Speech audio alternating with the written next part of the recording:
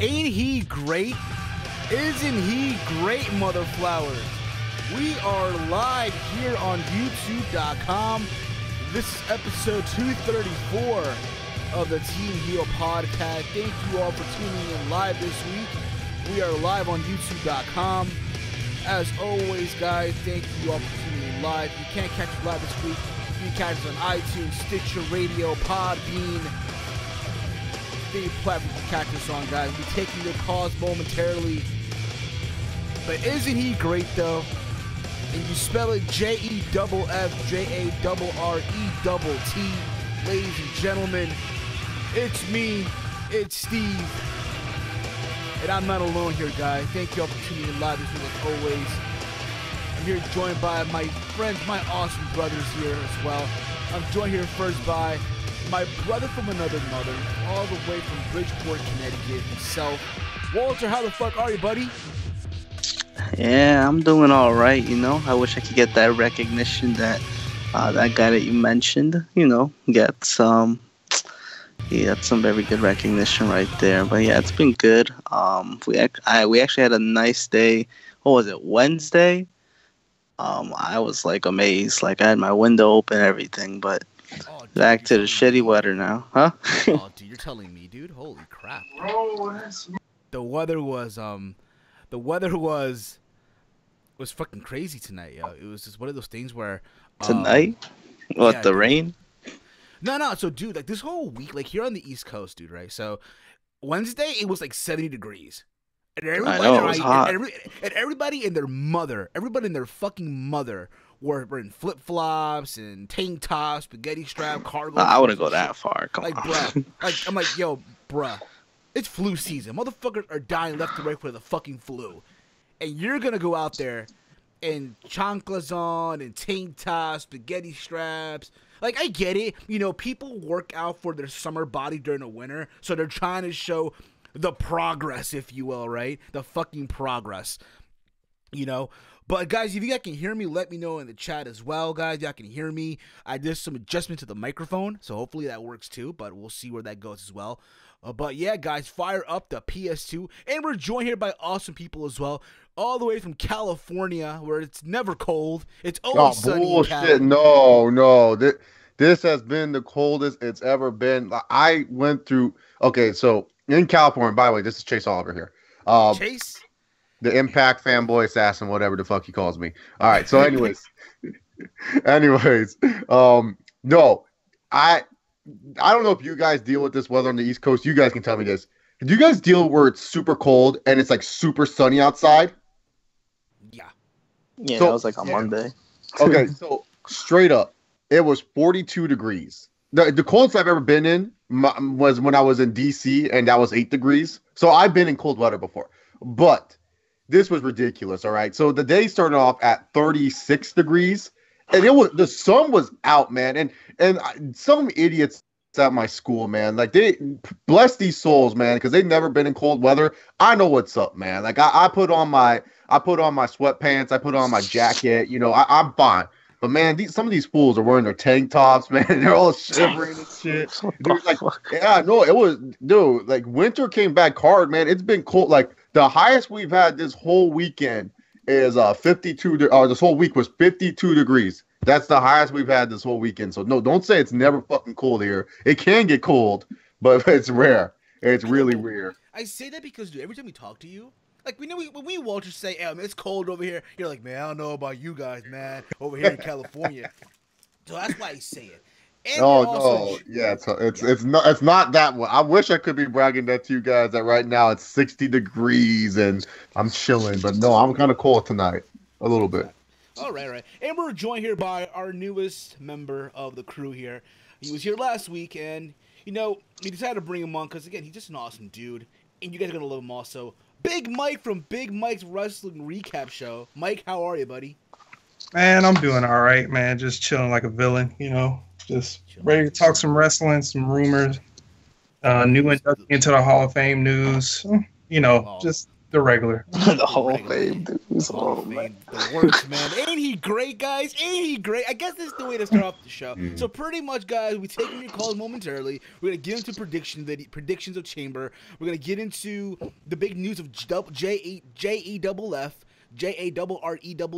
Literally, guys, when you notice it, the first member of the Bullet Club to join the WWE Hall of Fame. Oh yeah, Everybody was saying that. He He's is. literally. It just crossed my mind. He's the first member to be both a member of the NWO and the Bullet Club. What a career for this guy. What a career. Isn't he also like? Is it now that all the TNA Hall of Famers are now in the WWE Hall of Fame minus Kim? Like she's the only, and Hebner. Those are the only two. Yeah, pretty much. But like yeah. as far as male wrestlers go, yeah, male wrestlers. all yeah, of them. absolutely. All of them are inside. Yeah, all of them are them. in the Hall of Not Fame. Because the inside, Dudleys but- are going in this year too. Yeah, all of them TNA are inducted in. all the WWE signings. They didn't induct pretty any of their much. originals. It's like Hey man, hey, like- Sting was a WCW dude. Okay, Walter. exactly. I know. No, but that's not. Well, yeah, that's all right. But then everyone else is like, oh man, Yeah. you forgot about Sting. Excuse Damn. A Sting. You know, everyone's Sting. Hebner, Jarrett Angle. Jarrett Angle. That's gonna be Jeff around the- Jarrett. Jeff Jarrett, you know the thing, right? So let's get into that right away. I'm reading the comments. You guys are kicking ass. We have Gold Standard in the chat. We have Weston. We got what else do we have here in the chat? We have Big Mike, No Laura, O'Reilly Nation. We have also here in the chat as well. What's this dude's name? Shooter Connor presents Monstar Factory Wrestling. All you guys are kicking ass. Thank you all for tuning into the chat. We're taking your call like we said momentarily. So last week there was news going around that there's a possibility that Jeff Jarrett might go in the WWE Hall of Fame, right? And I heard about this too. Like I guess last weekend I was in Chicago, right? And I heard about these rumblings and shit like that. And let's be real about it, right? When you hear these type of rumors, sometimes you just go, ha ha, it can't fucking be true, right? It can't be fucking true. It's just rumors, what have you. Apparently his name was on a list of people that are considered for this year's Hall of Fame.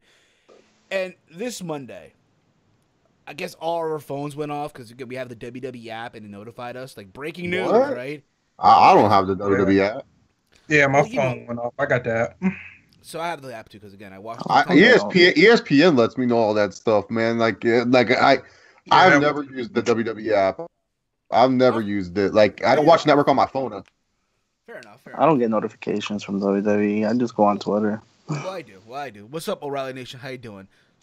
So, it told me breaking news: Jeff Jarrett is going into the WWE. I'm like, wait a minute, what? No way! And literally, social media, when this hit the news, everyone and their mother lost their shit. Like, what? Hell froze over? No way. LOLT, and you kind of get the idea, right? Jeff Jarrett's in the WWE Hall of Fame 28. He joins Goldberg, the Dudley Boys, and Ivory. That's literally who he's joining. And everyone, again, had mixed emotions. There's people that are all for it. There's people that look at this and say, why are we wasting, a Hall of Fame spot on Jeff Jarrett? Some people are just, in the mix. Some people have no comments. It's just all over the place, right? Just literally all over the place. Now, my thoughts is this. When you look at his career as a whole, right? His whole career, he's won titles everywhere that he's been. Whether it be, in Mid-South or his father's company that he started back in Memphis, back in the 80s, what have you. He won championships there. In WWE, a multiple-time Intercontinental Champion, multiple time European Champion, Tag Team Champion with Owen Hart. And then he found WCW, U.S. Champion, WCW World Champion at a time where WCW really wasn't as strong as it was, if you will. I get that. In TNA, he founded TNA, made himself the NWA World Champion, the King of the Mountain Champion. Remember? He put over Psycho EY. Remember that? He put over Psycho EY and shit. He put over Psycho EY? Apparently, yeah. By remember, he let Psycho EY power drive him through the ladder, Walter. The sheep.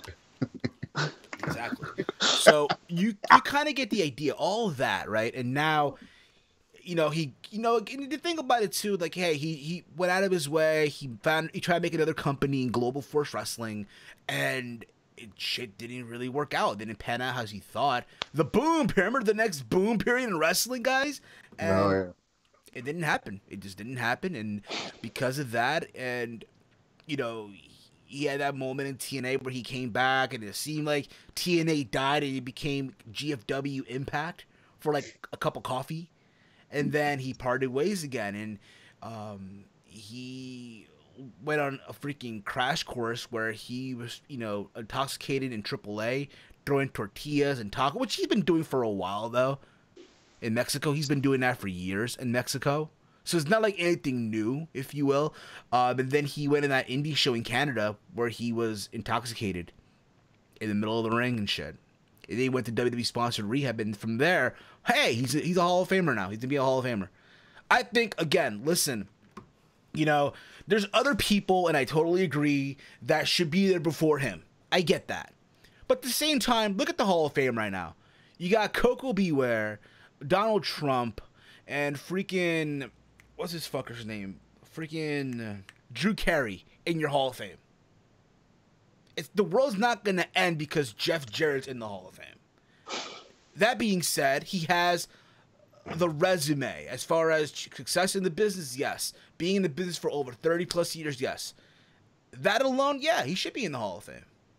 At the same time, I think another reason why he's going in the whole press release, they referenced the fact that, hey, you know, he founded a company. They didn't mention TNA, but they're like, hey, he helped start launching the careers of AJ Styles, Bobby Roode, Eric Young, Samoa Joe. When you think about it, yeah, he started a platform. Say what you want about TNA, right? I get that. But at the same time, he gave people an opportunity to perform on a platform that wasn't WWE, but look where those guys are at now. I think that as well is worthy of being in the Hall of Fame for doing something commemorable or, you know, commendable, whatever the fuck you want to call it. You know what I mean? But that's just my take. What about you guys overall? Do you guys feel like Jeff Jarrett is Hall of Fame worthy and what have you? What's your thoughts in general? Wow. Let's start off. Shit, Jeff Jarrett. You're a great spokesperson for Jeff Jarrett, man. No, I'm kidding. But But no, yeah, you're kind of right there. I mean, yeah, it's not like he's a scrub. It's not like he was pretty solid, and you know, when he was in WWE, WCW's like, you know, it was dying, but you know, he did something. But I think like the main reason he is there was because he found TNA. I would assume that has to be one of the main reasons. Because now look what they have now on the roster, like you said. That would be one of my main reasons why I would put him, just because he found it technically. But yeah, he was a decent mid-carder. You know, he it's not like he was irrelevant for the most part in his career, at least in the WWE. And then TNA, obviously, he did something, you know, good with them. Became number 2 promotion. I guess if that's your standards, then sure, why not put him in the Hall of Fame? I think like the Hall of Fame kind of doesn't really have too many standards. So like almost anyone can be in the Hall of Fame, and that's just the weird part. So in a way, I guess Jeff Jarrett, whatever, he's in the Hall of Fame. There's not really can complain much if you know you have other guys who don't deserve to be in the Hall of Fame either. You know. Exactly. Mike, Chase. Yeah, I go. My first opinion was like, yeah, this dude really doesn't deserve it. But after hearing everybody's opinions, and you know how you hear a lot of those opinions and it sway your opinion sort of the way other people's opinions go, and you hear the accomplishments and basically everybody goes down the same road. Is started TNA, he basically gave opportunity to guys that we are watching now a faster road to that opportunity. And his accomplishments in his performing days is not too shabby as well. So I guess it's a good decision. They have nobody else, so what can you do? What about you, Chase? It's leverage. You know, they gave Jarrett a Hall of Fame spot. Hopefully, he pays Vince back his money that he owes him, and maybe he'll hook him up with the TNA library. I truly think that the only reason why they got Jeff Jarrett is because he still has connections with TNA, Impact, GFW. He still has some rights to that company name. And there's one thing that Vince wants from that company. That's the library. That's it. He doesn't care about the company itself. The company can do whatever. He just wants all that video library, more content for the network. We'll get more people subscribing to the network because how many people like are actually subscribed to the TNA thing? Not so much because one, it's on a service that they don't understand, and two, it's just something that's not worth the money. But man, you get TNA on the network. I'm not saying it blows up the network, but it helps out the network. It helps the network get more content to put on there because they put on a lot of content. And like I said, this is a way for Jarrett to pay back the money he owes Vince, in some sort of way, because that's the only reason why Vince, let's be real here. Vince, like the reason why people are so shocked about this is because of the relationship Vince and Jarrett have. Jarrett stole a bunch of money from Vince. Vince went out of his way to fire this guy on live TV, a mid-carder in WWF, a main eventer in WCW. Why would Vince do that to someone? Like, that's like him going out of his way to fire Booker T on TV or fire freaking DDP on TV. No, he went out of his way to make sure it was known Jeff Jarrett was never going to be in WWE. So Jarrett, he swallowed the pill. He asked for help. He came begging to them. The WWE, they're like, hey, you did serve your time here. We're allowed to sponsor you in rehab. Vince and Jarrett probably had a nice little meeting. Vince said, hey, you owe me money. And not only that, I would like to try to get that TNA library. And Jarrett said, sure, I'll help you out. So I won't be surprised, to be honest with you. That's the only reason why he got in, to be honest. Exactly. Then, hey, it's fine. It's not a big deal. Like, look, in-ring wise, resume wise, yeah, Jeff Jarrett has it. He's a 6-time IC champion. He won the WCW world title. If you say his TNA stuff, he won a bunch of NWA world titles. He has that. He has that resume. And also, if you like him as a person, like as a wrestler, yeah. As a person, he's just a terrible human being and is a selfish human being. But hey, it is what it is. So I'm not we're not judging the Hall of Fame based on people. We're judging the Hall of Fame based on what they've done for wrestling. Because I always say, say what you want about Trump. Without Trump, WrestleMania wouldn't be a thing. And you can't argue that because he is the one that funded 2 WrestleManias back to back for Vince. So everyone wants to hate on Trump for being in the Hall of Fame, but I say no. Out of Drew Carey and Trump is one of the more deserving celebrities in the Hall of Fame. Because without him, there would be no WrestleManias. Back. Not even argument. See, I did not know this. Drew Carey was pointless, but Trump, I did not know that. Yeah. I learned something new today, Chase. I mean, it was in Trump Plaza, so I would assume he would help out. Like, yeah, no, it's in the true story of WrestleMania DVD. They said in the documentary. They said in the documentary, Vince said that Trump offered to do WrestleMania 4 and 5, and Trump would help fund it, if not fully fund the events. And Vince said if we didn't get the help from Trump, I don't think WrestleMania would be where it's at today. And this was going on to WrestleMania, I want to say 29 or 28 when that DVD came out. So obviously Trump oh no, it's 27 because it was in Atlanta. So yeah, obviously Trump, whether you want to know that, whether you like him as a president or not, if we're doing the same thing with Jarrett, where we're taking away the person and we're looking at just what he's done for wrestling, yeah, Jarrett belongs in the Hall of Fame. Whether you like what he's done as a person or not. Absolutely, and I get you on that. And again, I did not know that, but now I'm happy that I do. Now I'm happy that I do know that. Yeah, so our president of the United States, he saved WrestleMania. So y'all stop. Nah, just kidding. Y'all can do whatever you want. Yeah, go support the wall. No, you support the wall. I'm gonna support everything. And he also saved the head of this man too. It's so huge, unbelievable. I supported WrestleMania 4 and 5. Believe me, I shaved Vinnie Mac bald as a cue ball. Believe me, I try.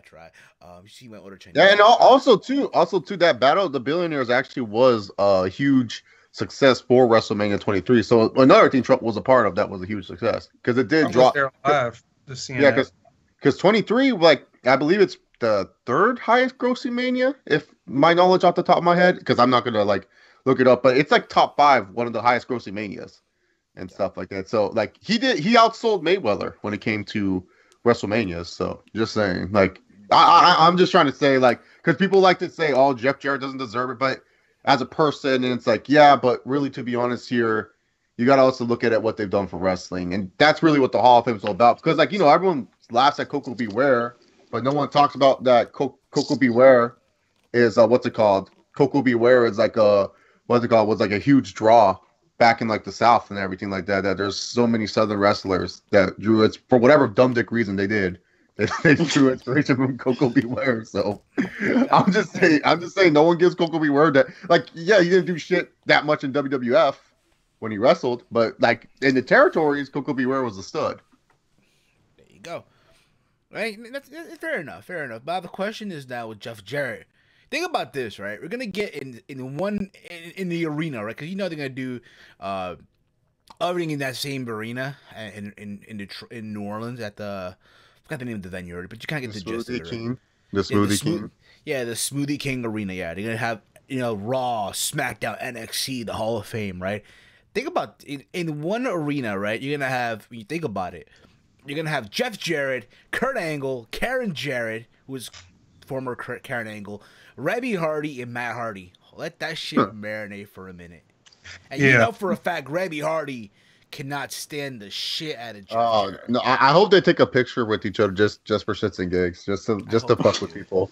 And I hope they're both smiling. They look great. Like and just for us to say, oh no, that's fake, and then all of a sudden just like realize they still hate each other. They just want to troll the internet. Like that's what I would do. I would just be like, hey, let's take a picture with Jeff Jarrett and Karen. Oh, it's like I want to see a family picture.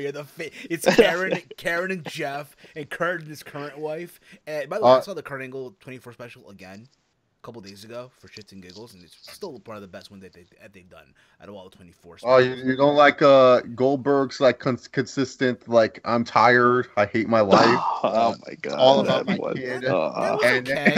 And then he's like oh, they gave me only 6 weeks to train. See what I could do in like 4 months. What, wrestle a 2-second match? Like, exactly. so much. Hey, I love the dude. Don't get me wrong. You guys know I'm one of the bigger Goldberg marks, but it was so annoying. He's like, they only gave me 6 weeks. Imagine if they gave me. Now you're gonna give me 4 months. Like, to do what? Like,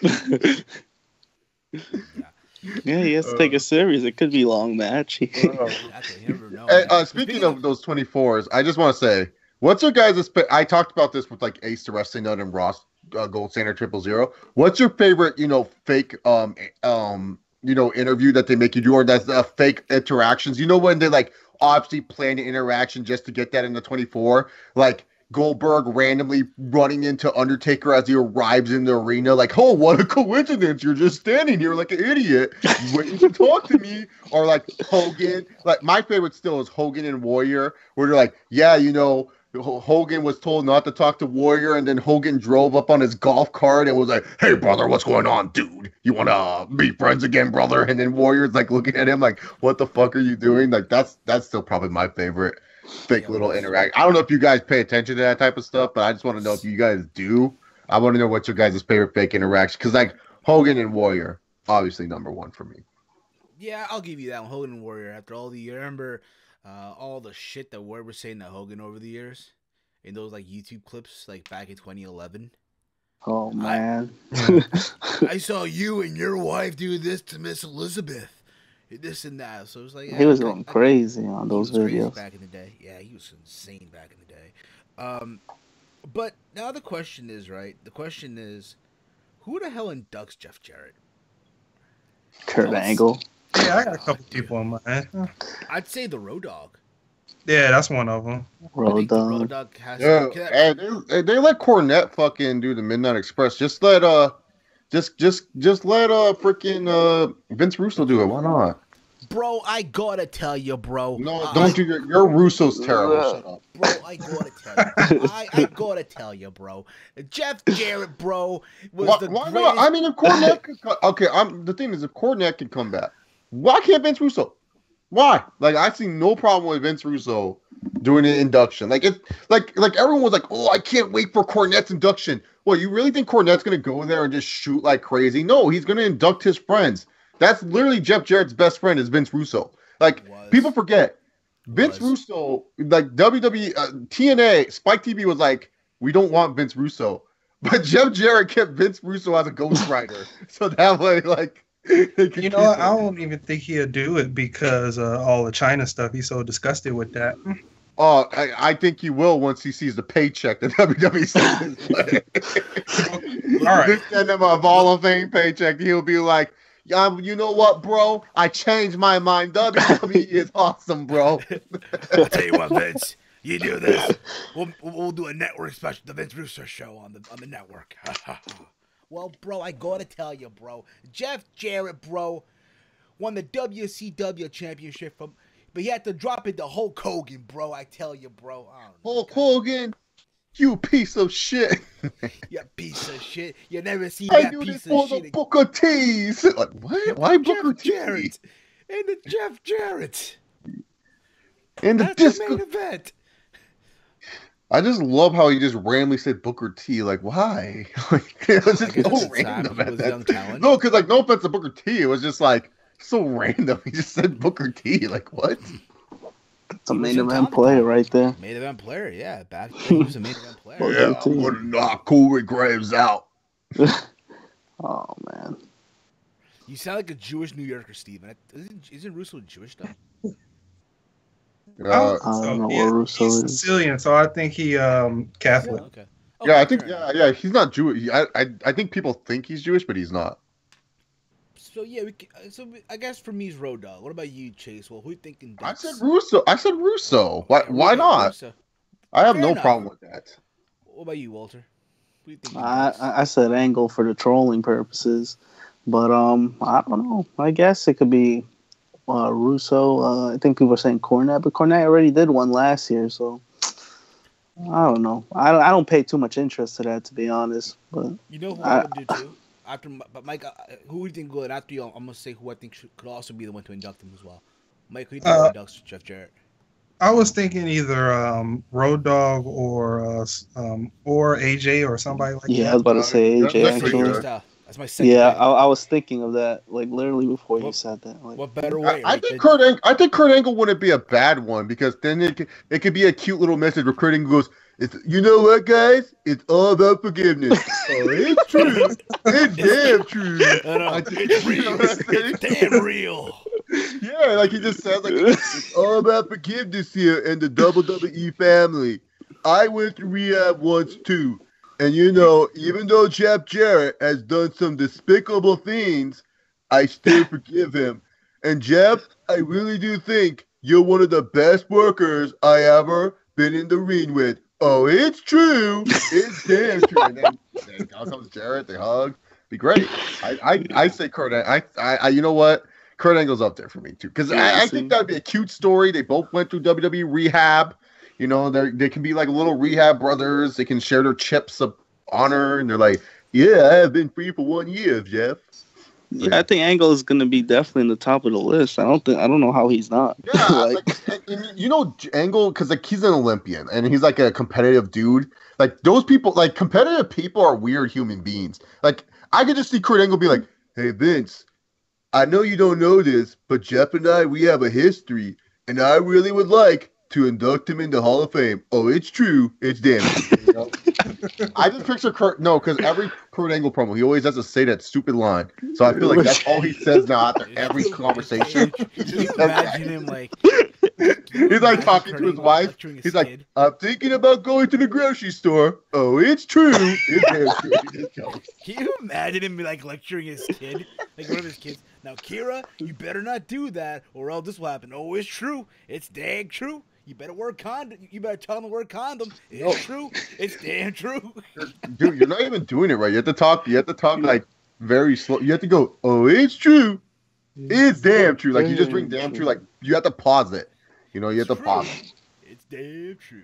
I get what you're saying. Or not, you know what? Either AJ Styles second out, or not the Road Dogg. Which brings us to, I guess, the next topic of the show here. We're gonna get into prediction just a little bit, but SmackDown Live, let's face it, guys, it's like the worst show right now in WWE television. Oh, is it worth even talking about? You know, listen. I caught SmackDown past Tuesday, and it was just copy and paste of Raw, from Raw's Gauntlet, if you will, right? What have you? It was. Granted, it didn't have like the whole 2-hour match on SmackDown, but because again, SmackDown's 2 hours, right? but it just felt like, you know what I mean? You had Owens and Baron Corbin going at it one-on-one. Let me get the results here real quick. Let me just find the results here. We're in a second here. Man, I haven't watched a full SmackDown episode in like over a year, I think. Maybe Fair even more than that. Fair It's enough. it's just like, no, because I read the results. I look at the little clips on YouTube on it, and there's nothing. Like, no appealing things on SmackDown. Like, what are they doing with AJ? Like, he's with a bunch of mid-carders. I'm sorry. I mean, the whole Owen Zayn thing is not really anything special. Corbin, they gave relevant. So cheap. Ziggler. Too. Come on. Awful. Like, those are your 5 guys you want in the main event before Mania? So literally, you know, again, you know, you had Owens and Ziggler going at it. You know what I mean? Where, guess what? Ziggler lost by a super kick to the back of the head. Takes the distraction of Sami Zayn. Whoop the fucking, like, we've never seen this match before. We had Jinder Mahal fucking arguing with Bobby Roode about the top 10. Apparently, Roode. That was hard to sit through. They're arguing over the fucking top 10, and then out came Randy Orton. Even Orton came out, and he didn't give a shit. He didn't give a shit. Like, Randy Orton's not even the top 10, right? He's not even in it. Yeah, he's Not number even 9. Jinder. I think. Oh, Jinder's not in that shit. He's putting the list over. And from what I found out, apparently at freaking Fastlane, they're doing Bobby Roode versus Randy Orton, which again is not a bad match all you want, but like, yo, What are they saying for Mania? Roode against Jinder? I have no idea, dude. What do you do with Jinder? I feel like at the same. I'm pretty sure it's gonna be a triple threat. I don't think that's gonna stay as a one-on-one match. I can't take no more multi-man matches. But yeah, they're gonna have it. I hate it too, but I mean, I've been looking at the little clips, like I said, and it looks like Jinder and is getting involved in this Roode and Orton feud the whole time. So you might as well add him. So exactly. What else you had here? You had Ruby Riott, Liv Morgan, and Sarah Logan versus Becky, Charlotte, and Naomi. Because again, oh my god, didn't you see that match like 5 months ago? Because they closed Raw with the women, so we got to have the women do a 6-person tag as well. 6-women tag as well, right? Dude, that match was like 5 months ago, right? I know. Yeah, but same 6 women has been with each other faction, and it's horrible.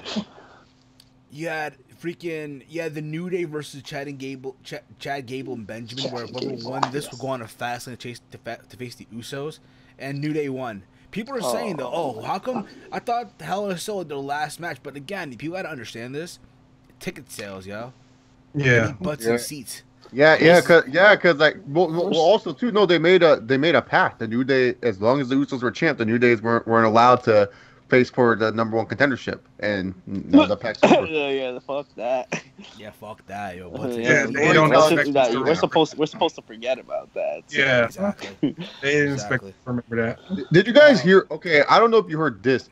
Did you guys hear the reason why Shinsuke is not on TV? That there's certain locations that he's not allowed to wrestle in, or something. Like, what? Yeah, apparently there's like this little rumor going around that Shinsuke is not allowed to wrestle in certain states. The fuck? What? That's some bullshit. He's been wrestling the whole think about time. it. He hasn't been on TV for a while. Yeah, but I thought it's because they don't have anything for him. That's why. Yeah, I thought they weren't trying to overexpose him. Exactly. Like, I thought, maybe they just want him to relax, I heard that go on there's vacation. certain states he's not allowed to wrestle in. What the? Wow. Yeah. So he's not wrestling dark matches at all. So you're not allowed to wrestle in Arizona? He's banned from the state of Arizona. God Almighty. I'm gonna look that up. I don't up. know. Like maybe it's like an Asian tradition. Like I don't know. Maybe some Japanese. I really thought it's because they didn't have anything to do for him. The samurai warrior. They're like, what we do in Nakamura? Let's just keep him out until Mania. I think what will happen after Fastlane, after AJ wins, Nakamura comes out and then they have that face off, that stare down, if you will, that stare down and shit in front of the WrestleMania sign and shit. And the camera will pan into that as well. So we'll see about that. We had the Bludgeon Brother versus 2 jobbers. Whatever. Again. And the main event, AJ Styles versus Baron Corbin, that ended up with AJ winning. Right? There's a bump. There's a spot where Corbin throws AJ through the fucking announce table, and AJ lands on his feet. And gets back into the ring. That's a phenomenal forearm. But other than that, AJ won. Then out came Zayn and Owen to attack Baron Corbin and AJ Styles. But keep this in mind, right? Backstage, you see Dolph Ziggler watching everything through a fucking monitor. Yeah, okay, yeah, I'll make you. I'm Like, sorry, Chase. I'm sorry. I thought he's the highest paid superstar in WWE today, so I guess we have to talk about it. Exactly. Well, I wonder what they'll do with him for Mania now. Now that I've looked at that contract, Exactly. he's gonna win the Battle Royal or something. Has his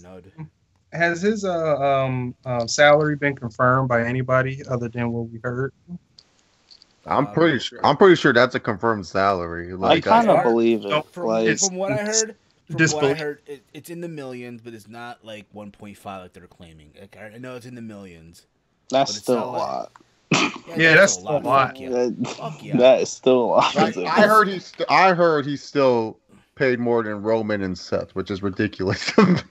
It's all because of longevity. More than them? Yeah, he's the high. The report is if you don't count Cena, Triple H, obviously, Lesnar, or any other part-timer, Ziggler, that is a big name that they paid. Ziggler is currently on the active roster, the highest paid superstar. Oh god! Like base salary wise, he's the highest paid. And also, let's not forget to now we don't know his merchandise percentage in his contract, but he does have all the incentives like a top guy has. So he has like the free tour bus type, like he can get the free tour bus gimmick.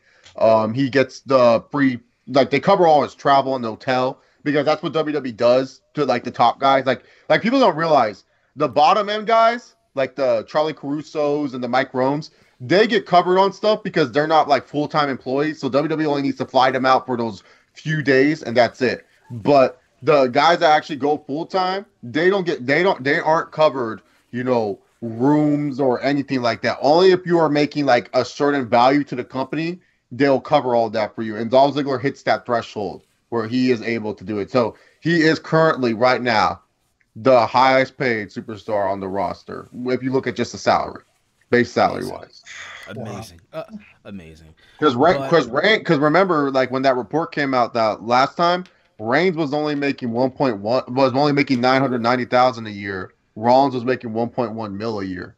Now, obviously, we don't know like what the numbers are now, but like you got to think like Ziggler tenure has to come into play, so he has to be making at least like not 1.5, but at least 1.2, 1.3 mil. Okay. That's he's making more than I will say this. He's making as much as like Cody Rhodes does, and he works less dates. Fair enough. So I'm reading the comment here. Mr. Punk him out right here. Dude, that is legit salary. Dave Meltzer confirmed. All right, fair enough. Speaking of which, so that was SmackDown. So they ended up in a brawl where Baron Corbin was the last person standing. Good for him. All right. And it's funny. So that's not even the highlight of the show, though. The highlight for me was social media. The return of #FireRoadDog. Yeah. Listen, I'm gonna say this, okay? First off, that's the stupidest shit I ever heard in my life. #FireRoadDog. It's the stupidest shit I've ever heard. Let's rephrase it. Okay, listen. SmackDown is and always will be the bitch of the WWE. It's funny though. It's hilarious though. How over a year or two ago, people were saying, "Oh, SmackDown's the A show. SmackDown is, the show of the WWE. I don't need to watch Raw. I can just watch SmackDown. Why the fuck do you still watch Raw, man? You're just so fucking stupid and shit." Or, I'm Team Blue, yo. I bleed blue and shit like that, right? The same people who years before that were praising the shit out of NXT, right? When NXT was a thing, right? Now, 2 years later, it's like, oh my god. Fire Road Dogg, fire this. It's like, it's ridiculous. Leave the guy alone. Seriously. Yeah. Here's the thing about it, okay? The way I look at it is he the best writer? No. But to wish someone to lose his job, now again, I could be wrong on this. I could be wrong. Maybe people just want him removed from that position, and they want him to be maybe a different role in the company. But the way I look at it too is like, people go on Twitter, it's like, oh, fire Road Dogg, right? It's your boy, fire the Road Dogg and shit. It's stupid. I'm sorry, it's dumb. It's one of those things where it's like, okay, then who are they going to bring in? Honestly, though, what is Road Dogg actually fucking doing to make the show better? Like, I agree with Fire Nothing. Road Dogg. He's doing nothing. It's literally just. And I get that. Granted, It's yeah, mediocre. Like you say, who they're gonna bring in? Like, well, there has to be someone in that freaking locker room that knows what they're doing. I mean, like honestly, man, when you look at SmackDown and you see the freaking lack of attendance at that show, like that's pathetic, man. That's like honestly the most pathetic thing I've seen. Like that's like TNA levels of bullshit. Where like like when I went to Bound for Glory and there were like no one in the fucking arena. Type of deal at San Diego. I'm just being that serious. I've been in those type of arenas, man. And I get what you're saying, dude. It's like, but who are they gonna bring in? Like that's the thing. That's like, the thing. no, but you say who they're gonna bring in? They have people there. That's the thing. Like they do have people. Like I don't know. Give Billy Kidman a fucking shot. Maybe this idiot knows how to write a show better than Road Dogg. Like honestly, Road Dogg plays too much victim. Like seriously, it's been the same shit for months. Like, you turn on an episode for November, you go to freaking January, it's the same. It's absolutely the fucking same. It's been the same shit. Like the thing is, he's doing nothing with these characters. You have your main guy that's supposed to face AJ Styles at Mania, and one of the reasons why he's not on TV is because they have nothing for him. We shouldn't be saying that about the Royal Rumble winner. This dude should be shoved down our throats. He should be having a huge match at Fastlane or something at Mania, or Fastlane to get us warm up for Mania. But no, instead, he's sitting around going, "Ten men!" saying promos that I can't understand and dancing like a buffoon. Like, that's what he's doing. And then you have your champion, AJ Styles, look like he's such a little bitch because the whole time he's like, I'm the face that runs the place. And now he's like always having to defend his belt on these insurmountable odds. Like, why the fuck is AJ being booked as an underdog? Isn't this guy supposed to be the greatest wrestler on planet Earth today? But no, he's booked like some underdog. Oh, can AJ Styles? Like, who the fuck? He ain't Rey Mysterio. He's AJ Styles. Stop booking him like he's goddamn Rey Mysterio against Big Show. Like, they're trying to make it like it's like, oh AJ Styles won't survive the odds on SmackDown Live. It's like, why are you doing this to your WWE champion? You wonder why people are like kind of saying, oh, AJ's reign's kind of bleh. Like, they literally rely on the fact that AJ's a good wrestler to get by of a shitty booking. Like, if AJ Styles wasn't such a talented performer and got by shitty booking because AJ Styles knows how to do that because he's been in TNA for most of his goddamn life, like, he would be like the worst champion ever. We would be putting him on the pedestal of Dean Ambrose WWE title reigns or Seth Rollins, where's my statue? What's it called? Just smack that, like, you know what I'm saying? Like, it's just like, no, like, this is bad, man. Like, Road Dogg has literally made your WWE champion into a joke. He has made your Royal Rumble winner non-existent. Your U.S. title feud, like, Randy Orton looks miserable whenever he comes out. And, like, I know everyone's gonna be like, well, that's how Orton normally looks. No, this is like the worst. Like, you know, it's sad when we're saying, you know what? Orton was better off last year feuding with Bray Wyatt. That's how you know it's bad. When we're saying, man, if Orton was still feuding with Bray Wyatt, things would be better. Like, no one says that. No one ever says, you know what? I want to see Reigns versus Bray again. Or I want to see Seth versus Bray again. Or I want to see what's his goddamn face? Dean Ambrose and Bray again. No one says that. No one does. So you know what? No, Steven, I'm sorry. Like, fire Road Dogg, it needs to happen. There needs to be some change because, look, if you can get fired in the real world for doing a poor job and stuff like that, then Road Dogg needs to be taught a lesson. We need to show Triple H really, if he wants to show that he's serious about being the next guy to take over WWE, he has to show that his friends aren't safe and that these friends. And I hear you, but at the same time, it's SmackDown is still Vince's thing. At the end of the day, you know what I mean?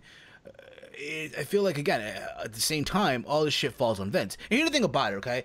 Both SmackDown and Raw, let's be real about it, have not been the best. No, they haven't. But like, the thing is, it's sad. Like, you know, it's sad when we're on the road to WrestleMania, right? And the two shows that have at least been subpar, like, oh my god, at least, like, okay, fine, it's been solid, if you will, is 205 Live and NXT. Okay, and both shows have nothing to do with WrestleMania. Okay, see, here's the thing. 205 Live is tricking people by just having good wrestling matches. That's all they're having. It's just mini cruiserweight classic. It's nothing more, nothing less. It's a smokescreen. It's gonna go back to being the same shit once they crown their new cruiserweight champion. It's gonna just be mediocrity at its best. So no, NXT. The thing about NXT, it's taped. They have different reactions. They know what they play. Like, we can't comparing NXT to a live television show is so hard because NXT, at least they know what they're doing because they tape these in advance. They already have the storylines. There's very little room to fuck up there. Like that's why when TNA fans try to compare, like, oh yeah, well TNA has at least their storylines are tight. Well, I hope their storylines are tight because they're fucking taping 8 months of storylines into like 2 weeks. So hopefully they know what they're doing with those storylines because WWE, they have to do that live. So no, don't say NXT. 205 Live is just getting by on good matches. Like, you can't tell me like a story from 205 Live. You can't tell me there's a story in the tournament that is going to make me go, oh, I love this. Like, I don't care about any of the story. Like, when Buddy Murphy has the most story, a guy who has never been on the main roster, that is not a good show to me. Where you randomly took Buddy fucking Murphy and you made him seem like he's some main event player. All of a sudden, no, I'm sorry. And the rumor on Buddy Murphy is that he might even win the whole thing. I hope. Yeah, not. I wouldn't be surprised, man, because him and his stupid girlfriend. But you get the idea, though. Like, at least, but fine. But the point is, though, people. But again, you ask anyone right now, the two best shows were NXT and 205 Live. Yeah, well, if you ask Smarks, yeah, internet people, yeah, exactly. But the point of the matter is, again, we're on the road to WrestleMania. You know what I mean? This is time of the year where I'm supposed to be excited for each show. I'm supposed to go in like, oh my god, what's gonna happen next week? You know what I mean? At the same time, again, I feel like with the whole SmackDown Live Fire Road thing, fine. You know what? To each their own. You know what I mean? I'm not saying have him lose his job, period. But at least at the end of the day, at the end of the day, it all falls on Vince too. It all falls on Vince because I don't think SmackDown is still Vince's baby, no matter what. But I mean, baby, like it's still his thing. No, you can tell Vince still puts more effort onto Raw. Exactly, he does. Fair enough, but at the same time, I think it's kind of like, hashtag fire Road Dogg, this and that. Like, you know what I mean? I'm not big on the whole hashtag movement because I feel like nowadays, anyone says it, it's like, oh, they're a rebel now, they're radical. No, you're not. You know what I mean? It's a dimwit that's follow a trend from someone else and shit. But to each their own. To each their fucking own. Yeah, just the modem. Exactly. The modem at least, but I don't fucking know. Well, yeah, that's firing. That's still firing him. Like, yeah, but people are making it seem, having this guy be out of WWE, period. It's like the same shit like Kevin Dunn. He needs to step down though, or at least not be the head writer. I mean, he's pretty the motion is still being fired. Like, that's still being fired in some people's eyes. So I'm just saying, like, I think him going away from the company for a while would be a good break for him. I'm just saying. Fair enough. All I'm saying, listen, it's gonna be all cool and dandy because get this right. Everyone hating on Road Dogg now, but I guarantee you, if he's the one to induct Jarrett, and Jarrett and Road Dogg end up singing "Oh My Baby Tonight," everyone's gonna fucking mark out. Nah, he'll get booed. Road Dogg's gonna get booed. Okay, Steven, you're comparing Steven, you're comparing Road Dogg the wrestler to Road Dogg the fucking writer. You can't compare the two. That's stupid. Nah, but again, the WrestleMania weekend, who goes? Mostly Smarks. Mostly smart. Yeah, like you're comparing the wrestler to the fucking behind the scenes person. And that's like NXT Triple H and then regular Triple H. Like, some people can say there's a difference between NXT H and regular H. Paul is so much better in NXT. I don't know. They say weird shit like that. Yeah. And then you're just real like, what the fuck, you know him or something? Fair enough. Moving right along here, okay? Moving right along. So, let's get into our predictions. Let's get into the predictions real quick here for Elimination Chamber. At the same time, we'll splice in Raw as well, if you will, because why the fuck not at this point in juncture. So, I don't look at the card, because apparently there were 4 matches, but now there's 5. They've added the tag title match, like I predicted. They added the Raw Tag Team Championship match to the show. Between The Bar, Sheamus and Cesaro versus Apollo. Yeah, Apollo. I'm not saying Apollo Crews, but Apollo and Titus O'Neil from Titus Worldwide. But again, I'll be honest, the Chamber itself is just so like, I'm not looking forward to the show. I'm not. is again, we're on the road to WrestleMania, and this just feels like a subpar. Let's fuck it. Here you go, on a plate. Is that how older pay-per-views like that feel like that? Yeah, as of late, yes. It's pretty much it's 2 chamber matches, and Ronda Rousey signed her contract. And that might close the show. That might close the show. Yes, that might close the Ronda? show. No, not Honda. Honda. I want to fight Honda. Who's gonna close the show? Probably the women at this point in juncture, but because again, you know, it's women's. Well, remember, dude, it's the women's revolution, history-making moment, right? Man. And also, they got enough room to screw up a lot of things on the way to WrestleMania too. All right, so let's start off with Woken Matt Hardy versus Bray the fuck Wyatt. I'm sorry, I don't care about this. Do we have to? I know we don't have to. I mean, listen, to me, it's not a one and done match. There's been talks of Matt Hardy, Jeff Hardy having a speedy recovery. There's hope that he might appear at WrestleMania. I get the feeling what's going to happen is going to be more than just one match. They'll have another match at WrestleMania eventually. So if that's the case, and I'm hoping they do that, and at WrestleMania they have the whole final deletion type of shit, where I'm not saying that at the Hardy compound, but we'll see whether they do that. But as far as this match is, I'm going to go with Bray Wyatt, believe it or not. I think Bray Wyatt gets to win here and then lose at WrestleMania. They're fucking mad. What about you guys? Matt has been losing most of the matches in the feud, so Matt. All right, Walter. Yeah. Matt Hardy. He got squashed last time I saw him against Bray Wyatt, so you can't be disrespecting Matt Hardy like that again. So you gotta go with Matt Hardy. Okay. What about you, Mike? Well, I'm picking Bray, even though this would be a second win against him because he won at Raw 25, which was a dumb match to put there anyway. But yeah, I got Bray. It's really, I'm kind of down on this whole thing though. Not really what I expect. I think everybody is. I think everyone at this point is like, just fuck this feud. I'm tired of it. And let's face it right now. You know, just Woken Matt right now has been a bust on WWE television. Well, when you're feuding with Bray, that's probably the case. But I think they just Bray Wyatt is literally the worst person to Bray's too busy buying unicorns for JoJo than fucking working on his own. He's too busy. So apparently, have you heard of the news? Apparently, I have. No. Okay. This is the only time I'll defend Bray Wyatt. His ex is asking for way too much. 14 fucking thousand. Get the fuck on out of here. Exactly. Like, are you trying to just there's no way he fucked you up that bad where you're saying that you can't get a job for your kids. No, get the fuck on out of here. You should be happy he's paying you $6,000. I don't even know NFL players that are paying $6,000 for child support. You fucking bitch. Like, seriously, you should be happy for paying for $20,000. Yeah, no, like Bray Wyatt, dude, $6,000, that's good enough, man. She should be fucking thankful that the fuckers he's paying or something. Yeah, at least he's not one of these deadbeat fathers that says, fuck this, I'm not paying you shit. You know what I mean? Like, there are those women out there at the same time that don't want no money at all. You know what I'm saying? So beggars can't be choosers, you know what I'm saying?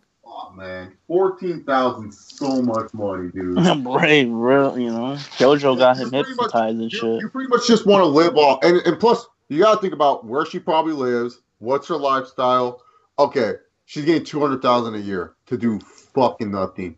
I'm sorry if at least wherever you are, because I'm pretty sure you don't live in like an area that's super expensive.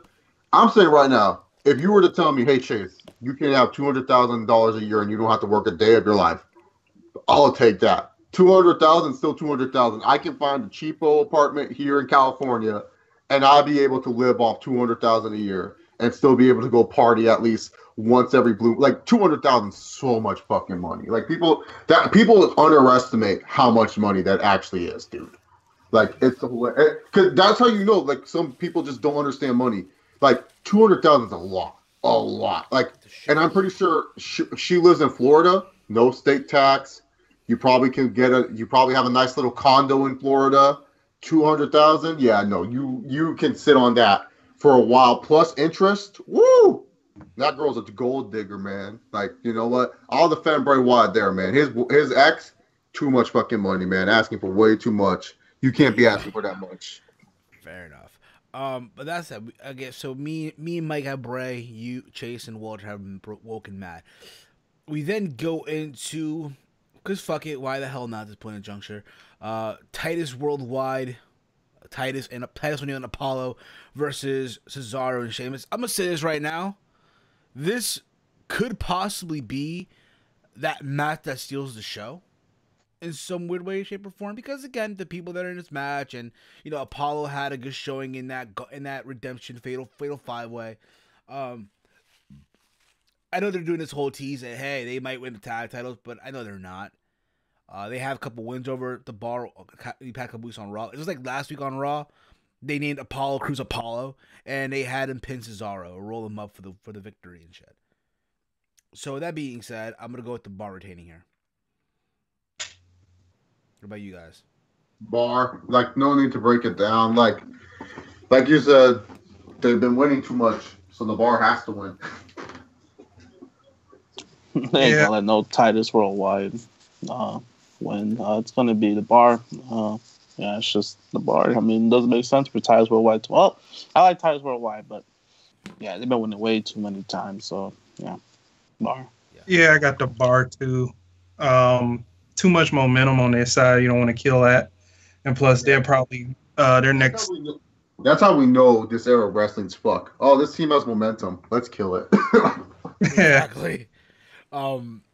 Exactly. So all across the board, we're all going with the Bar here. Across the board, no ifs, ands, or buts about it. All across the board, the Bar. We then have the women's Elimination Chamber match. As you all know, this past Monday on Raw, they had all 6 women in a six person tag. That again was just so depressing as all hell. Depressing as shit. Mandy and what's her name? Sonya Deville, I'm sorry, are not ready for the main event spot on Raw. They're not. Okay. No. That being said, I just feel like there's this botchamania written all over this match happening at the Chamber between Alexa. That's because it's going to be that padded chamber. It's no longer the original steel. Yeah. So again, you have Alexa Bliss defending her championship against Mickie James, Sasha, Bayley, Sonya Deville, and Mandy Rose. But when I look at that too, it's it's 2 versus 2 versus 2. It's literally Becky and Bayley, Mandy Rose and Sonya Deville, and apparently now Mickie James and Alexa Bliss, which we all can probably see. Sasha Mickey, probably trolling Alexa Bliss here, letting her play mind games, whatever. But at the same time, it's just like one of those things where, I get it. Hey, we're living in a time now where it's all about the women's revolution. Women and men can do the same thing. I'm just looking forward to seeing the first ever women's ultra violent death match at this point in juncture. You know what I mean? It's just one of those things where it's like you don't have to have the women do every single thing the men are doing. There's no need for it. That being said, I'm gonna go with Alexa Bliss retaining her championship. But I get the feeling though, be a lot of botches in this shit. There's so much botches just to think about right now. It's so cringe. So fucking cringe. What do y'all think? Alexa Bliss. Easy. Yeah, Alexa Bliss, and I got One Absolution being with her in the final 2. You think so? Yeah, because if you look at it, everybody got a teammate, and in past weeks, Sasha and Bayley has been, tension has been rising with them, so they might cancel each other out, and Alexa might double cross Mickie, so that'll leave just Absolution in her. Yeah, and then like we'll have like Mandy rolling up Chris Masters, and then Carlito will be all like, "Ha, I had to do it," and then John Cena will win. So yeah, just like Chamber 05. Alexa Bliss. Yeah, I mean. See, we all just sound bored of talking about this shit. Like, that's how bad this match because is. Like, who's gonna win this? Let's be honest. I mean, I love Mickie James to win it, but come on, Alexa Bliss is gonna win because WWE loves her. So you're not gonna have her not be champion at Mania. Fair enough. We got Asuka versus freaking Nia Jax, where apparently if Nia wins, she gets added to the championship match at WrestleMania between Asuka and whoever she chooses. Wait. Okay, so she will follow Asuka if she wins. That was my question. Yeah. I thought she was just like, it was just like Nia was just like gonna go like do whatever. Like she was just gonna be like, okay, I get the Raw shot now. Like No, she'll just follow. She'll just follow Sasha. I mean, Asuka wherever she goes, pretty much. That being said, I'm sorry. I'm tired of them calling Nia Jax the irresistible force. I'm tired of it. Why are we so? She's not this irresistible force. She's not. Didn't she take time off because she was tired of them referring her to like a big girl and shit like that? I think that was Total Diva's storyline. I don't even know, dude. But still, It's one of those things. This feud is so ridiculous. I'm supposed to believe that Asuka's gonna have trouble with Nia Jax, even though, again, a couple weeks ago on Raw, and I said this in my review, my prediction. I'm gonna say here again. I'm supposed to believe that Asuka gonna have trouble when Asuka beat Nia via referee stoppage a couple weeks ago on Raw. The same Asuka that beat Nia on NXT, but again, we're not supposed to remember NXT, right? It's a whole clean slate now and shit. But you can go on the network and just watch this shit if you wanted to. That being said, I'm going with Asuka because I don't think they're gonna even have Nia beat Asuka because it'd be stupid if they did. What do you think? I think we can all agree on that, right? We can all agree. yeah, like they're not gonna have Asuka lose here. Like if Asuka loses, there'd definitely be something shocking. But why to Nia, who has like zero momentum right now? Like if Nia had momentum, maybe I would be like, you know what, Steven? No, I disagree. Nia should win, and they should make her the irresistible force. But Nia literally has no momentum whatsoever. Like she could come out to Stone Cold Steve Austin's theme, and the fans wouldn't pop. That's how bad her momentum is. So you know what? No, like just Asuka wins. It'll probably be a boring 8-minute match. We will have to see the leg drop, and then Asuka will win because of the Asuka lock. And then out to hear nerdy Corey Michael Cole Graves with his little new blonde tips being all like, "Hey, who is gonna stop Asuka? No one's ready for Asuka," and stuff like that. So No. You're gonna have Charlie Cruz come out. Asuka, you just defeated the irresistible force. What's your thoughts? She's like, Boria! no, Steven, They're probably asking to fight. Dude, that's a no, this is literally Asuka. I won match. I go on to face Alexa Bliss. That's Asuka. What are you making these random Japanese noises? No. Like, come on. Or as Shinsuke would say, come on! Come on. I mean, they're not like, like NXT where they fucking chanted Pearl Harbor or Happy Ending to freaking Kairi. Those fans. Oh my god. I can't. Wait a minute, what? Or Kairi Sane. So they're in a house show against St. Petersburg or some shit like that. I guess they when Kairi Sane came out, they were chanting Pearl Harbor, and Happy Ending to Kairi Sane. Oh my god. So fucked up. That's so crazy. fucked up. So I mean, again, I get it. Hey, you pay your money. You can check what the No, fuck you but want, but don't take. But yeah, exactly. There's some shit you just don't chant. There's just some shit you just fucking don't chant at all. That's just being an asshole. Exactly. Oh my goodness. Exactly. It's like if a luchador. It's like if freaking Kalisto comes in, they start chanting the wall. You know what I mean? Like, come on. Yeah. Or Trump. But that's besides the point. But again, you can all agree Asuka here, right? Then we get the freaking signing of Ronda Rousey signing her Raw contract. I thought this whole time she signed the WWE. That's what I thought this whole time. I thought it was clear that, hey, she was going to go to Raw this whole time. People were like, SmackDown's the odd shot. And again, it makes sense because again, it's Las Vegas, the T-Mobile Arena. The last time she was in that building, she got her ass beat by Amanda Nunes. Right? That was good times. I watched that live, man. That was like fun time. That crap was hard to watch. Fun time, yeah, fun times. So You need butts, you need eyeballs on the show, on the network, and they want their ESPN moment. So I'm pretty sure Stephanie will get involved, and there'll be that that all interaction, that confrontation, if you will. And I even heard talks of them trying to get in contact with The Rock. Yeah. To be Ronda's partner. We'll see where that goes. I even heard names of Seth Rollins and fucking Braun Strowman. But we'll see where that goes. Now let's get to the main event, the Chamber match. As you all know, the first ever 7-man elimination Chamber match. 7 freaking people, right? So they're gonna start off with 3, and then the other 4 will be in the pod. We know Elias is gonna be the last person to come out of his pod. Miz will start the whole match. Makes sense because you want that heel, in this case being the Miz, so at least make it to like the final 3 and then get eliminated. I see that happening here. But as you all know as well, this past Monday on Raw, these guys went at it in a 2-hour gauntlet match where Seth Rollins literally went over an hour or so, beating both Roman Reigns and John Cena. Seth Rollins is like the current MVP, is like the MVP right now. MVP of being the first eliminated. Probably so. But again, it's one of those things where it's like, holy crap, he's amazing, if you will. Here's the thing. We look at the match, the guys in this match. You have, again, Elias, Chase's favorite wrestler, Finn Balor. Ow.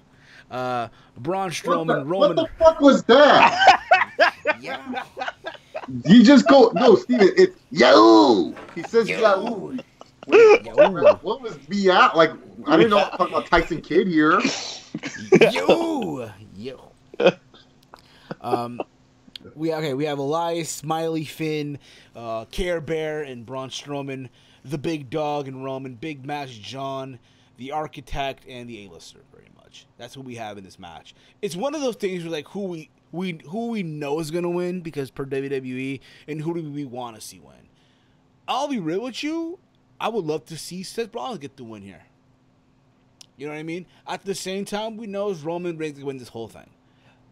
Roman's winning this match. He's going to go to WrestleMania. But at the same time, though, I wish they would add Rollins to the mix. But at the same time, it's them going back to what they did at WrestleMania 31. And I thought about this shit. I said in my prediction that I wish they could add him in. I mean, they probably could do some fucked up finish. More controversy. Because, again, it's WWE, right? They had controversy in that 5-person, 5-way. Why can't they not do that here?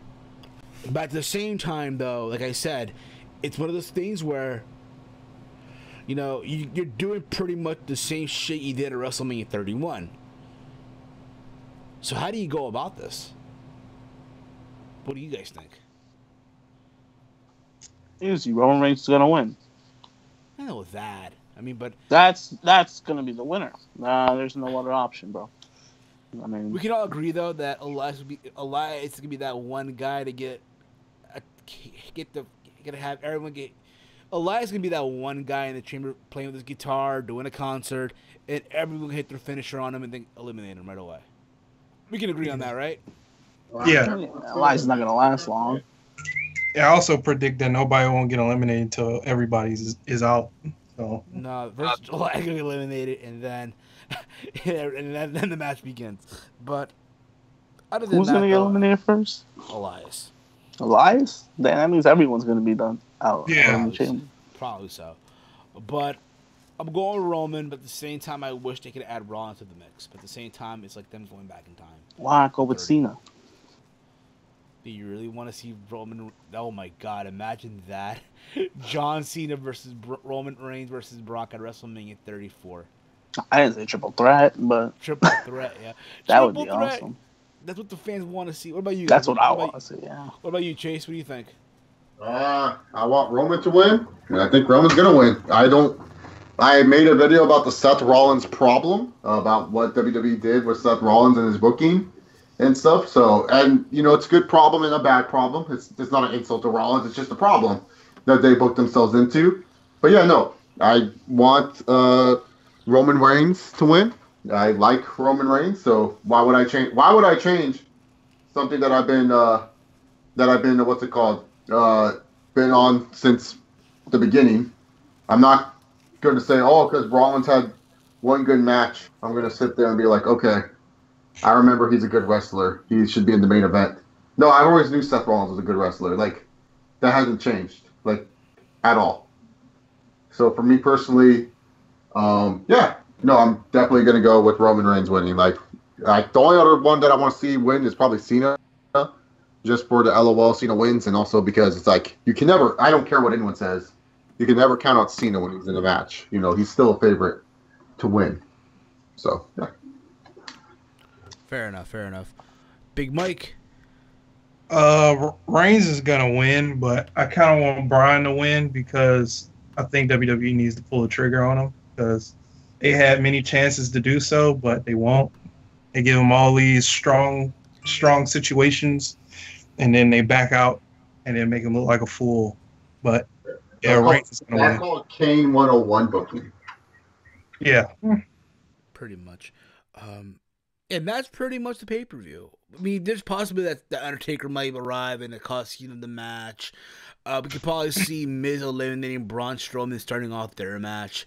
I mean, at the same time, it's one of those things. What do you do with Ronda WrestleMania? What do you do with Finn WrestleMania? You know what I mean? Who's asking that question? Oh, what do we do with Finn? Hopefully nothing.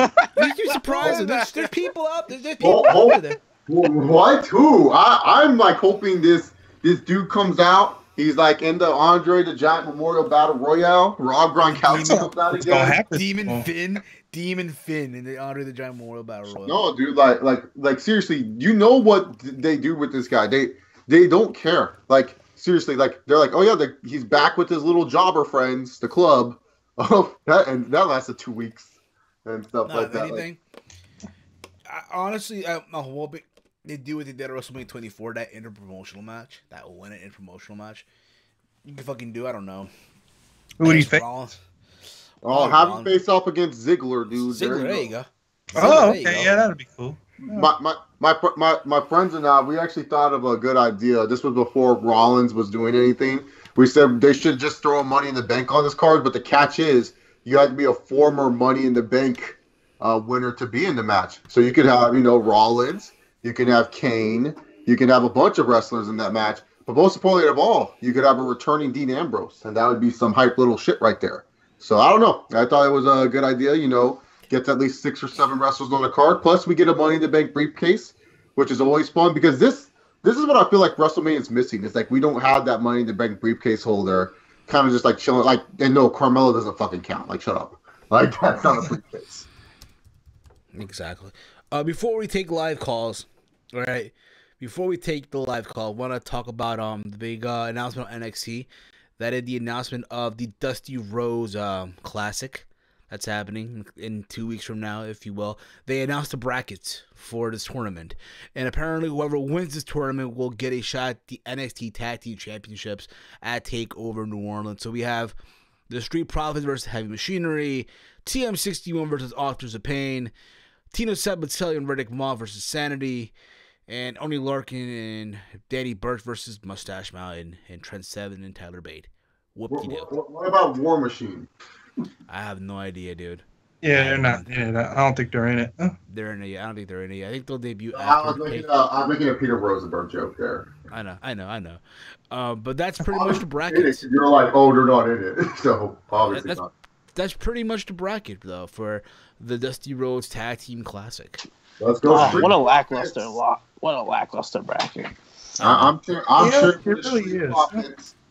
I'm sure for the Street Profits hardcore. I swear to God, if we get TM61 versus the fucking what are their names again? Shock the System. What's the Undisputed Era? Oh my God! You want to talk about an ROH match and people making jokes about NXT being ROH on steroids? TM61 versus the Undisputed Era is the most. That's probably what's gonna happen too. I think Team 61. I hope the Street Profits win. Those guys, either Street Profits, win too.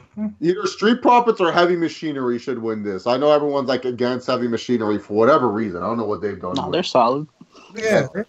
Honestly, to me, like, who I would love to see progress in this tournament, which I think they will not, is Sabatelli and Moss. They can be the first ones out. Yeah, I don't think they'll break up. What happened? Who are they facing in the first round? Sanity. They Yeah. could. Yeah. I mean, I Which don't know. Sanity members? Is it Eric Young and Alexander Wolf? Yep, it is. Oh, okay. Then they got a chance then. Well, we'll see. We'll see how that goes. But again, Because Vincent's boy, the new Braun Strowman, Killian Dane, is on it. So I know, right?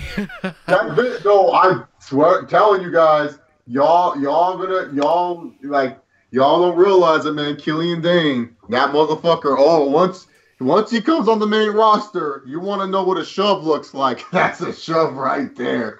Hey, Roman, you want a quick match at a quick 3-month feud? Killian fucking Dane. No. Lars Sullivan. There you go. No, Killian Dane.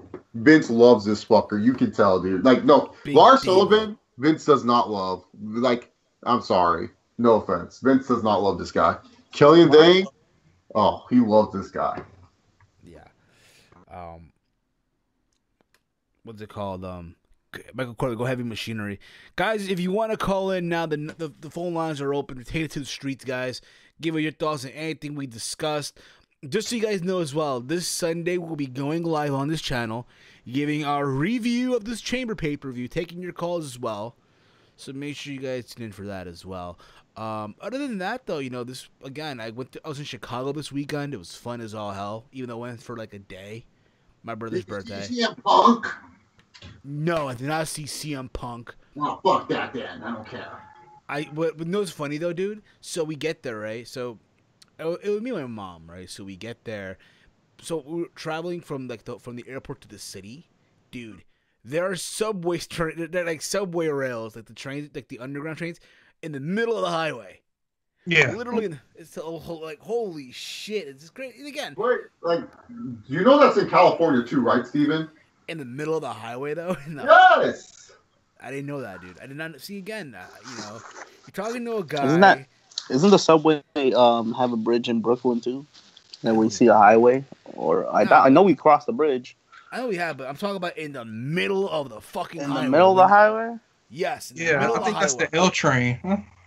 No, I guess that is in Chicago. I would expect like.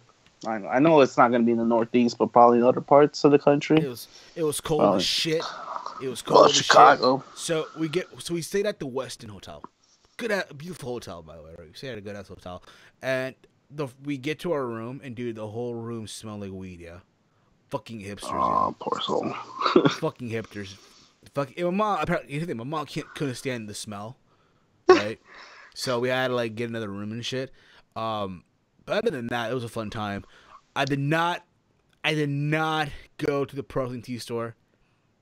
As unfortunate as that is, I did not get to have a deep dish pizza, which sucks as well.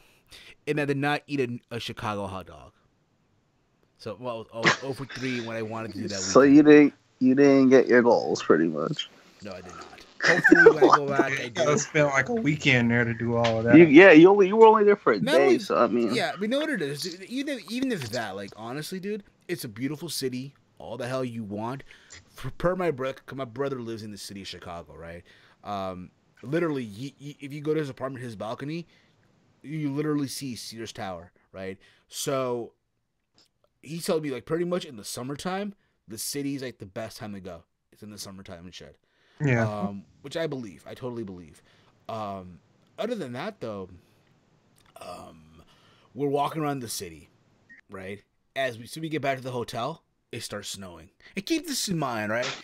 I was on the 20th floor from my hotel, or 17th. It was the 17th floor in my hotel, and you see the snow just drop. Keep this in mind. I'm sure wherever you guys are at in your city, if it snows or not, I don't even know, right? You're used to how it snows fine, but when you're in a different city, the way snow drops is a whole different type of snow dropping. Like, you see these giant chunks of snowflakes dropping on the ground and shit. Like, holy shit. Keep this in mind, I was on the 17th floor. Which was like, oh my god, crazy as all hell. There's apparently on the day I left, right, to go back to the airport, there was a march, a protest, whatever, outside on the city. I did not get to watch the 3-point shoot contest or the slam dunk contest live like I planned. Well, you didn't miss anything. Yeah, You really didn't miss much. No. All I did was saw some guy from the Utah Jazz with jerseys left and right, but other than that, I mean, the All-Star game was good. Yeah, the All-Star game was good. Yeah. So honestly, though, if Team Curry actually tried, they would have blown out Team LeBron. Like Team Curry, the only two people who gave a fuck on Team Curry were Clay and fucking Dame. Damian Lillard was the only person who really gave a fuck. Yeah, he got an MVP vote. Indeed. Him and Clay's nasty, man. Yeah. Imagine if Clay had his own team. Shit. God damn, yeah. Other than that, also, that could have been a reality, man, if the Timberwolves would have just traded for Klay Thompson.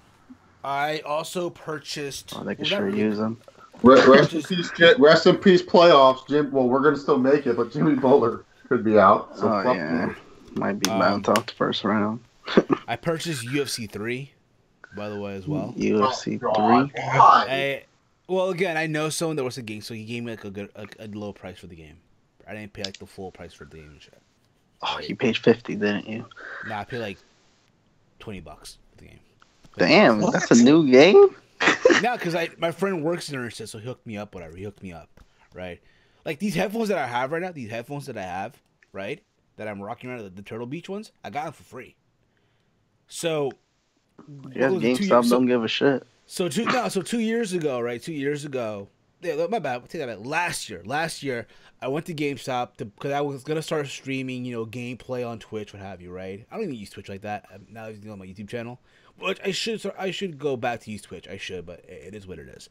So, I bought the webcam, right? The PS4 webcam that I have, and my boy's like, "Hey, bro, I got these headphones. If you want to take them and shit, yeah, just take them and shit, bro." So you get them for free.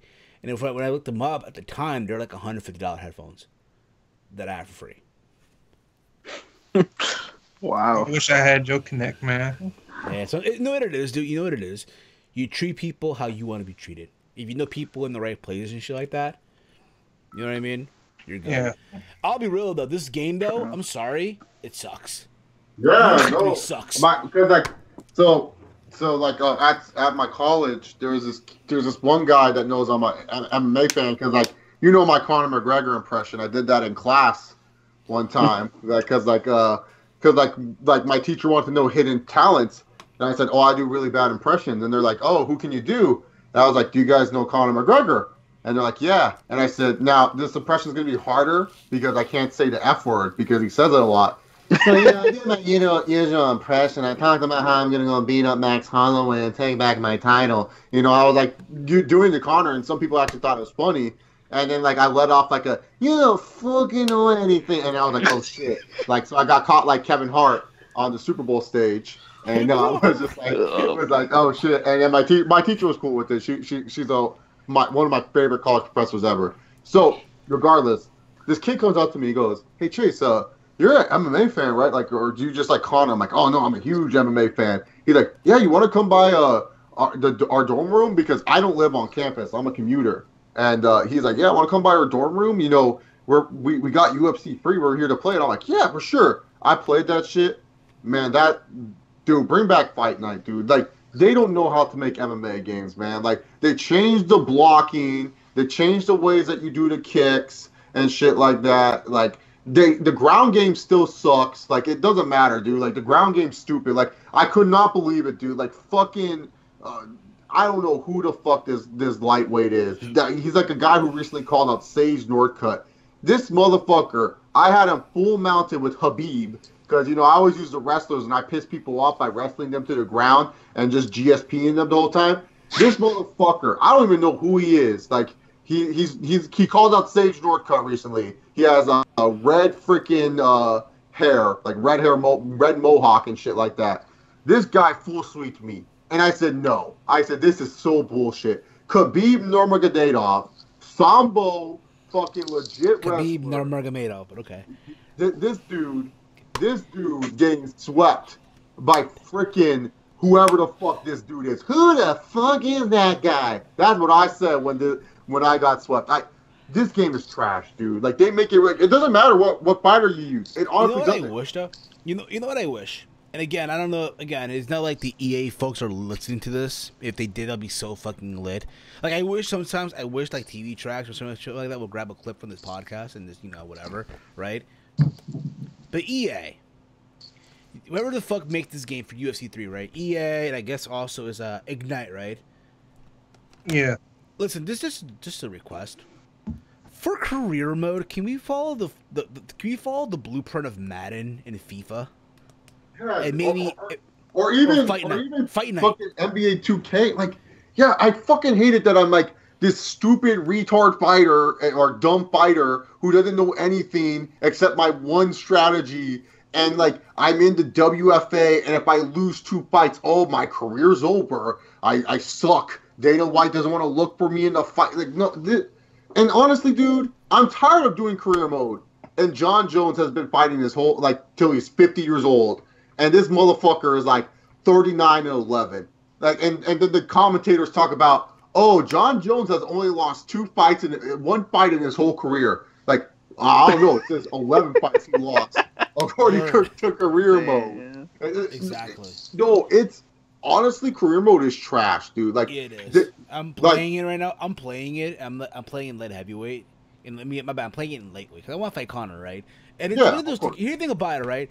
And I wish they updated the fighter as well. Like, you know the thing about it. You all know I'm Peruvian, right? And in the UFC there are currently some Peruvian fighters. Humberto, let me find this fucker's name. Humberto Benade, right? I probably botched his name. Humberto Bendene, right? I don't know if you heard of him or not, Chase. I don't know if you heard about him or not. I've seen him fight once or twice. Yeah, he's a featherweight or a bantamweight, one or the other, right? Featherweight, he's a featherweight. Yeah, featherweight. Like, bro, you mean to tell me he's not in the game? It's not like even that, but like. Yeah, did you know, Steven, Curtis Blades is not even in the game, and he beat Derek Lewis. And Black Beast is in the fucking game. Like, what the hell? They can't get everyone now. Come on. Is TNA is TNA in the fucking game? By the way, fuck the guy from American Top Team right now. The one that was in TNA and shit. The one that benefited TNA in the game. the guy that what happened? Yeah, Kobe Covington. Yeah, Kobe Covington. Yeah, I think he's in the game. Yeah, I think he's in the game. He should be. Can you think about like again? As a Peruvian, it'd be cool to see, again, at least the country in the game, other than the same generic countries that we have and shit. Even though you have Valentina fighting out of Peru, other than that, I just wish honestly that I have a career mode that's similar to Madden, to Fight Night with a story and shit, with a character, or if not like 2K, like NBA 2K and shit. Remember? I just want to play. No, I just want to play my career and be able to make my own choices because that's why I think UFC 3 is probably the best career mode ever when it comes down to it. Because UFC 3 career mode, you can decide which division you want to go up to. You can decide if you want to do Pride or not. Like EA UFC forces you, okay, you won these fights. Now you got to, and also too, it's not realistic. When if your fighter's on an undefeated streak like your current fighter is, and stuff like that, once you reach like 9-0 or 10-0 in the UFC, or once you won like 5 or 6 straight in the UFC, and if you're winning by knockouts, oh, you get an automatic title shot. This game makes it seem like, oh, you got to win 20 fights to get a fight with DC. Like, and you're supposed to make me believe DC's still champion. That's why I like the older UFC games, because like anything could happen, man. Like anything could literally happen in the other UFC games, man. Like Chris Lights Out Lido could be a fucking UFC champion in UFC 3. But in this game, it's all set where it's like, okay, whoever's the current champions are now, that's who it stays. Exactly. Wasn't THQ making those games? Yeah, THQ made those games, yep. And stuff. I'll say this. Fucking EA MMA career mode is better than this. Yeah, because at least say something. Yeah. MMA. And who remembers that game? I played it. I bought the game. Remember that game?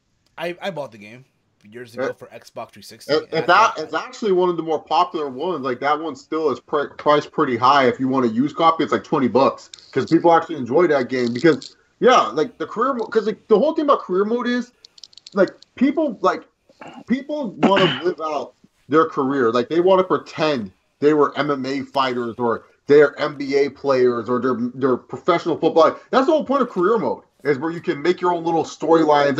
It's like anyone who plays like an RPG where they get into the whole backstory of their character. That's what you want to do. You don't want to play career mode and be forced to like do something because I hate it where I can't decide which division I want to take. Because like if I make a lightweight, guess what? After I'm done being the lightweight champ, I have to go fight the welterweight guy. Why would I want to go for the welterweight belt? Featherweight seems like a cooler division to dominate more than welterweight, you know? It's like exactly. Or you know what? At the same time, I wish WWE did the same thing with their career mode. well, no, I think WWE is the only one that should have story mode like that. Like if you think about the best career modes for WWE, they're the ones with fixed stories. That's fine. That's how you get into it.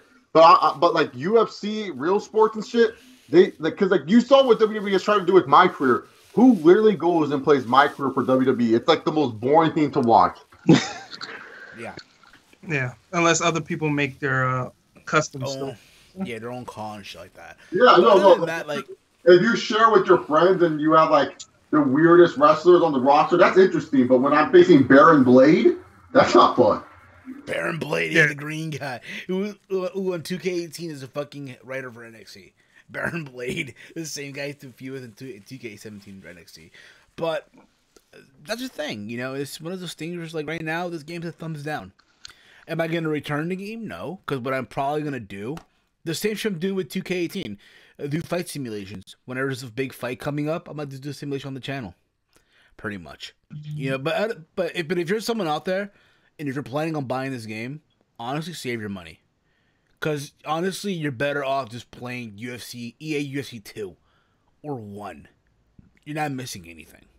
You're really not. Other than maybe more fighters added to the game. What are you going to say, buddy? You know what game I'm waiting on? No, what are you going to say? MLB The Show. Oh, yeah, that's probably the best sports game. Yeah. Yeah, it's only on PlayStation, though. Yeah. The PS2. Fire up the PlayStation, man. Fire it up. PS4 now. And also got a little bit of small breaking news here that happened at a house show for NXT. Bianca Belair is possibly injured. Ooh. Wow, did someone cut the braid or? No, she was getting ready to take an eclipse from Amber Moon. Yeah. And she was like gearing up for it, and then she turned around, and then when she was in the process of turning around, Ember jumped to do the move, and then she caught her off guard, and then she went for the pin. Bianca Belair, I guess she was injured and it was pain. She was getting ready to kick out, but Amber pinned her leg down so it could get the full through. So it ended pretty much like shot. Hopefully she makes a speedy recovery. Again, with Bianca Belair, you can tell she's currently the NXT project right now. Yeah. Right now, so is in a way until I don't know what the fuck happened to him. Lars Sullivan's another one, who I think is like their current science project to see where the fuck this shit goes. You know what I mean? And isn't he currently injured too? I think he is. Yeah, I think he's currently injured. Yeah, He's currently injured. Other than that, you guys, Chambers this Sunday. I can't wait. I mean, not really. It's just there, but you can't wait. Oh, after seeing you already saw a 2-hour gauntlet. You don't even see a chamber now. Fucking hell! I know. Right? I saw a gauntlet. I'm seeing a chamber. How about to end off the show? How about we suggest people, because there's humans out there that want to get hyped. Suggest people our favorite elimination chamber match. There you go. Wow. For me, my favorite chamber match has to be the first one, because number one, it's the first one. And secondly, I was there. I was there for the first chamber live at MSG, where Michaels won, even though he wore those ridiculous brown, ring. Yeah, that was something characteristic of him. Yeah. Come on, don't hate on that attire. And again, not only that, but that's the first one. You're never gonna outdo the first one. I'm sorry, you're not. But that's just me, of course. Yeah, I think I'm going to too. Like, for some reason, dude, for some fucking reason, I thought the Chamber of 03 with Goldberg, Jericho, Nash, Orton, Triple H was like a fucking big deal until I watched it. Like, this shit sucked. That chamber match. Like when I was a man. kid, I thought, oh my god, this shit is so crazy. And they're like, yeah, you grow up. It's like, whatever. Well, my personal favorite chamber, New Year's Revolution 2005, where Shawn Michaels, the special guest referee, had built up great storyline moments for Batista and Triple H for WrestleMania 21. Was a very bloody chamber, vacant World Heavyweight title match. Triple H ends up winning. It's a very underrated chamber. That's why I chose it, because I figured everyone was going to cop out and choose Survivor Series 02. So, I decided, I came prepared. I got my New Year's Revolution 05. Or another underrated one was Elimination Chamber 08, the SmackDown Chamber. Or with Triple H and Jeff Hardy being the final two. Oh yeah, I don't like that one. Oh, the Raw Chamber. Excuse me, Raw Chamber. I got my years mixed up. Yeah, that was the Raw wrong Chamber. one. Yeah, Raw Chamber, where Triple H and Jeff Hardy are the final two, and Triple H won, leading him going to WrestleMania 24 to add on to Cena and Orton. So those are two good chambers that you could check out. Even that SmackDown one that I messed up, that was the one where Triple H was, I believe he won the WWE title in that one, because Edge was champion and Edge lost quick. And it was also the same night that Edge turned the WWE title to the world title, because he ended up losing the WWE title but walking out as world heavyweight champion. So it was the worst chamber in my personal opinion. But the chamber match where my boy Triple H wins is great. Notice how all three of my favorite chambers involve Triple H winning. It's a good thing. Right, I remember I was mad about that one with Triple H and Jeff Hardy. I was like, damn, they can't let Jeff Hardy win at least. I know it was close to Mania season, so I was like, there's no way Jeff Hardy's winning, but it would have been nice. But yeah, that's definitely a nice one. Survivor Series will always be like, I think it has the better ending out of most of them. These most recent chambers haven't been that great either. So. Yeah. What about you, Mike? Yeah, I agree with you, Steven. I like the first one, because the first really can't beat the first, and with a return to Shawn Michaels winning the World Heavyweight Championship, you can't go wrong with that one. The 06 one was a weird one too. The one where Cena magically won, and then Edge cashed in.